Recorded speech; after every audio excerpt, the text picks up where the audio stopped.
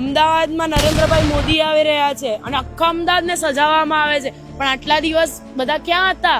આટલા દિવસ રોડ રસ્તા ને બધું બનાવવામાં નતું આવતું. જ્યારે ખાડા હોય તો ત્યાં ઠીકરા મારી દેવામાં આવે છે. અને અત્યારે જે રસ્તેથી અમદાવાદમાંથી નરેન્દ્રભાઈ મોદી પસાર થવાના છે તે રસ્તાને બધા કમ્પ્લીટ બનાવવામાં આવે છે. બાકી બધા ઠીકરા આજે બી મારેલા હોય છે. બધી જગ્યાએ ખાડા છે. અમદાવાદને કલર કરવામાં આવે છે, પેઇન્ટ કરવામાં આવે છે, ડિવાઈડરો કલર કરવામાં આવે છે. ટેક્સ કોણ ભરે છે? અમે ભરીએ છીએ. અમને સુવિધાઓ તો મળતી નથી. અને આ હિસાબે રાજાશાહી સરકાર સારી હતી કે લોકશાહી સરકાર સારી છે?